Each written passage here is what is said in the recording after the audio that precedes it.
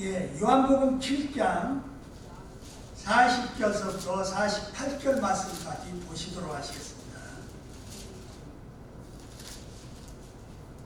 제 성경 페이지로는 157페이지입니다.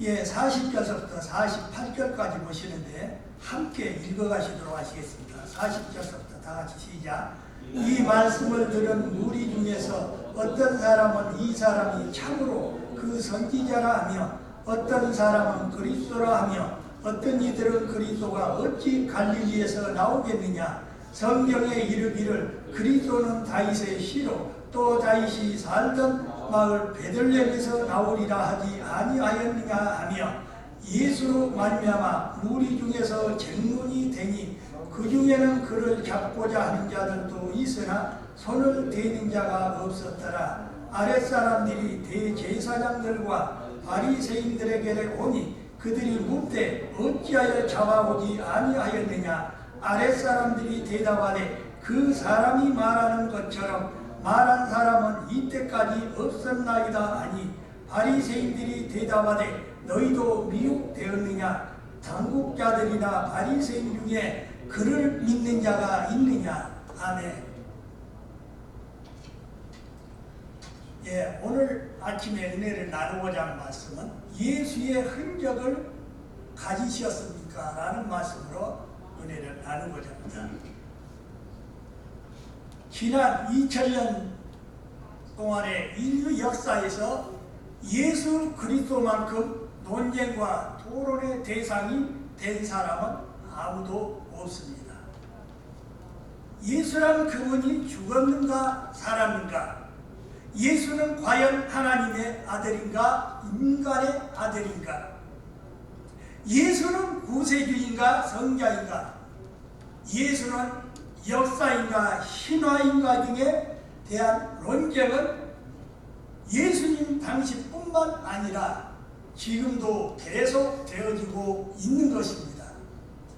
왜 인류는 2000년 동안의 예수님에 대한 논쟁을 계속하고 있을까요? 이유는 아주 간단합니다. 흔히 죽은 자에 대해 논쟁을 하지 않고 진리가 아니면 논쟁하지 않는 게 일반인 것입니다.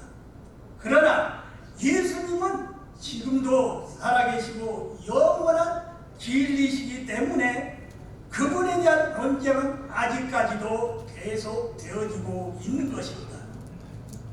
예수님 당시에 많은 사람들은 예수님에 대해 논쟁을 벌였습니다. 그들의 논쟁은 부활 사건이 있을 때까지 계속된 것입니다. 여기서 우리는 세 부류의 사람을 발견할 수가 있습니다. 첫째는 예수님의 가족인 것입니다. 그들은 예수님의 정체성을 의심하고 믿지를 않았습니다. 한 집안에서 함께 자랐지만 예수님을 하나님의 아들로 인정하기가 어려웠던 것입니다. 둘째는 예수님 주변에 있던 유대인들이었습니다. 그들은 예수님을 비웃고 조롱을 했습니다.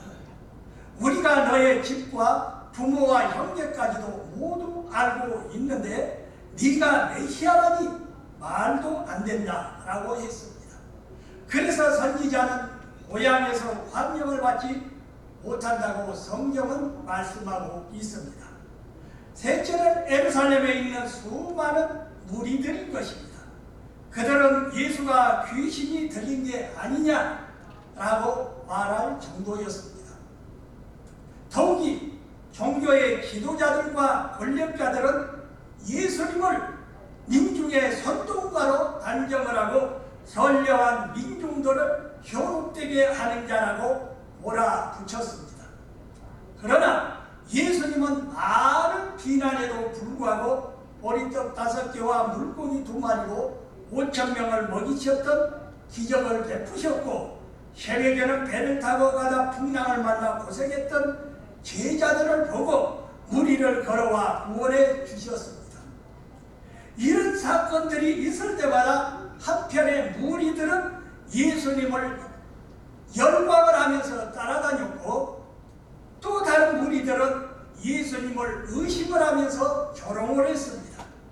그들은 예수님이 말씀을 하실 때마다 사사건건 논쟁을 일삼았습니다. 예수님 무리들에게 자신을 하나님께서 보내온 사람이라고 소개를 했습니다. 나는 하늘에서 내려온 산떡이니 나를 먹는 자는 영원히 줄이지 않을 것이다. 나는 영원히 목마르지 않는 생수다라고 가르치셨습니다. 이 말씀을 어떤 사람들은 믿음으로 받아들이지만 어떤 사람들은 의심하고 부정하며 조롱을 했습니다. 예수님은 언제 어디서나 사람들에게 관심의 대상이었습니다. 사람들은 예수님을 두고 논쟁을 벌였습니다. 그럴 때마다 예수님은 사람들에게 놀라운 메시지를 주셨습니다. 그것은 위대한 초청과 약속이었습니다. 누구든지 목마르면 내게로 와서 마시라. 나를 믿는 자는 성경에서 말씀하시는 바와 같이 배에서 생수의 강이 흘러나니라. 예수님은 자신을 비판하고 조롱하는 사람들에게 적대심을 보이지 않으셨습니다. 그 대신 하나님의 말씀을 가르치며 생명의 떡 생수를 주겠다고 약속을 하셨습니다. 예수님은 많은 사람들의 비판과 논쟁을 불구하고도 자신의 길을 묵묵히 가셨습니다. 십자가의 길, 전도자의 길을 걸으셨던 것입니다. 사람은 너무 어렵고 힘든 일을 만나게 되며 흔들릴 때가 가끔 있습니다. 가던 길에서 돌이키고 싶어져 하고 싶은 심정입니다. 하지만 가던 길을 계속 걸을 수 있는 것이 바로 하나님의 은혜인 것입니다.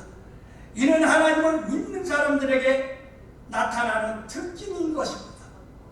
그들은 어떤 어려움이 닥쳐와도 하나님께서 주신 은혜와 믿음을 포기하지 않는 것입니다.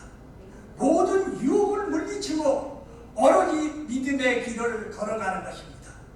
예수님은 사람들의 조롱과 이용과 고난에 개의치 아니하시고 계속 구원의 메시지를 전하셨던 것입니다.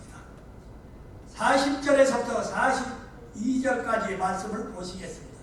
이 말씀을 들은 무리 중에서 혹은 이가 참으로 그 선지자라며 혹은 그리스도라며 어떤 이는 그리스도가 어찌 갈릴리에서 나오겠느냐. 성경에 이르기를 그리스도는 다윗의 씨로 또 다윗에 살던 촌 베들레헴에서 나오리라 하지 아니하였느냐 하며, 예수님은 항상 사람들의 논쟁의 대상이 되셨습니다.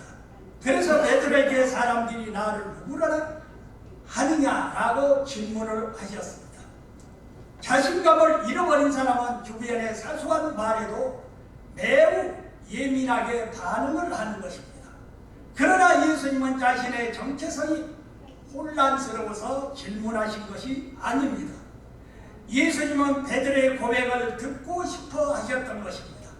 베드로는 사람들의 반응을 말씀을 드렸습니다. 그러자 예수님은 다시 질문을 하셨습니다. 너는 나를 누구라 하느냐? 예수님의 관심은 베드로 자신의 고백하는 믿음의 상태였던 것입니다. 이처럼 예수님은 여러분들의 개인적인 고백을 듣고 싶어 하시는 것입니다.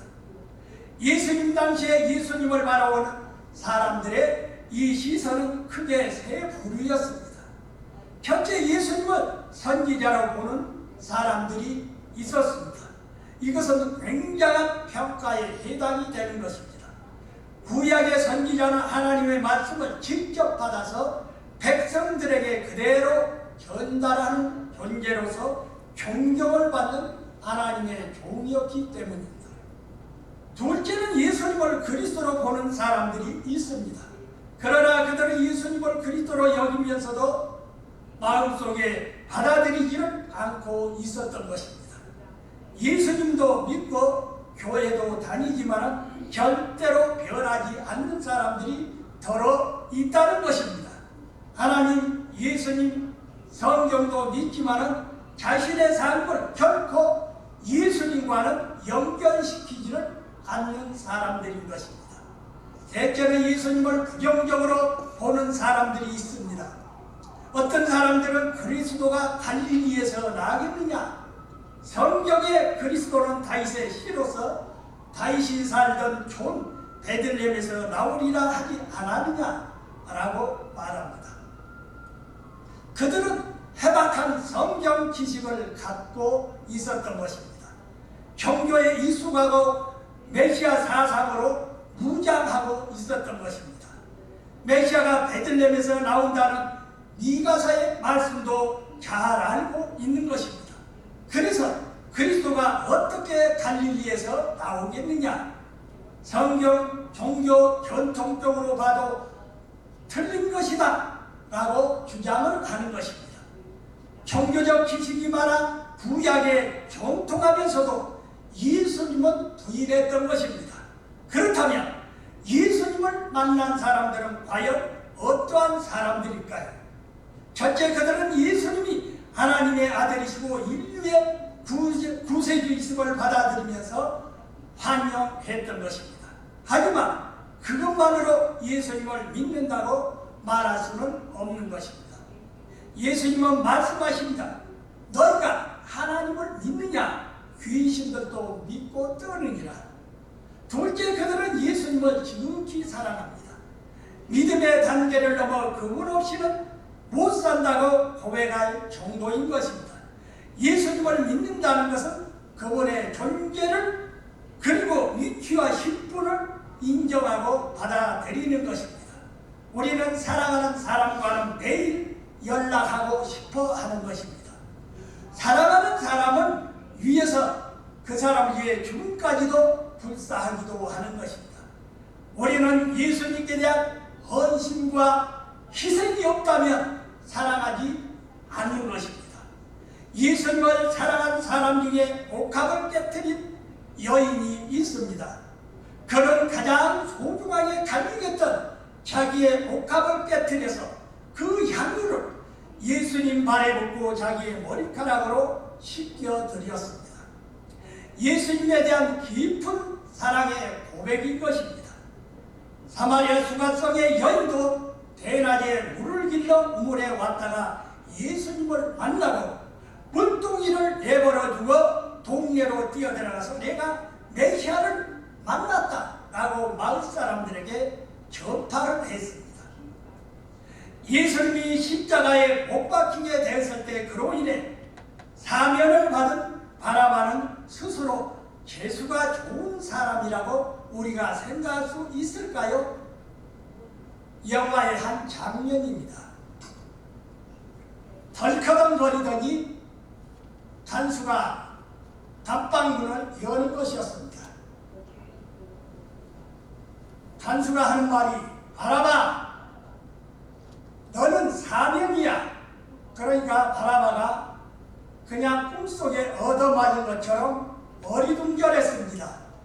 이게 꿈이냐 생시냐 그래갖고 고개를 ቃ웃뚱거리면서 앞으로 나왔습니다. 너는 예수람 때문에 산 거야. 그러면서 그는 석방이 돼서 감옥문을 나섰습니다. 그는 처벅처벅 걸어서 이제 감옥을 벗어나서 멀리 이제 향해 걸어가고 있었습니다. 저 멀리 저 언덕 위에 예수님이 높이 십자가에 달린 광경이 자기 눈에 들어왔습니다. 그것을 바라본 바라바는 저 예수란 분이 나 때문에 저렇게 십자가에 달리셨구나 라고 중얼거렸습니다. 이 바라바의 마음에는 예수라는 이름이 아마 바로 새겨졌을 것이라고 생각합니다. 우리는 그리스도의 흔적을 가진 사람들인 것입니다.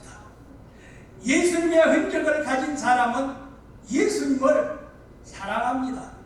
우리는 왜 예수님을 위해 희생하지 못하고 목숨을 버리지 못할까요? 받은 것이 없기 때문인 것입니다. 사랑을 받은 만큼 사랑을 나누어 주게 되는 것입니다. 하나님께서 베푸신 조건 없는 사랑, 변함없는 사랑, 의심 없는 사랑을 받은 사람은 그분을 위해서 희생하지 않을 수가 없는 것입니다. 예수님 당시에 많은 사람들이 예수님을 두고 논쟁을 벌일 때 예수님을 체포하려고 음모를 꾸미는 사람들이 있었던 것입니다. 종교의 지도자들과 권력층의 지시를 받은 사람들은 예수님을 체포하러 갔다가 실패하고 돌아오는 것입니다. 43절에서부터 46절의 말씀을 또 보시겠습니다. 예수를 인하여 무리 중에서 쟁론이 되니 그 중에는 그를 잡고자 하는 자들도 있으나 손을 대는 자가 없었더라. 아속들이 대제사장들과 바리새인들에게 오니 저희가 묻되 어찌하여 잡아오지 아니하였느냐. 아속들이 대답하되 그 사람의 말하는 것처럼 말한 사람은 이때까지 없었나이다 하니 대제사장들과 바리새인들의 지시를 받고서 예수를 잡으러 갔던 아수인들이 그냥 빈손으로 돌아오는 것입니다. 그들을 추궁하자 지금까지 예수님처럼 말하는 사람은 없었다고 설명합니다.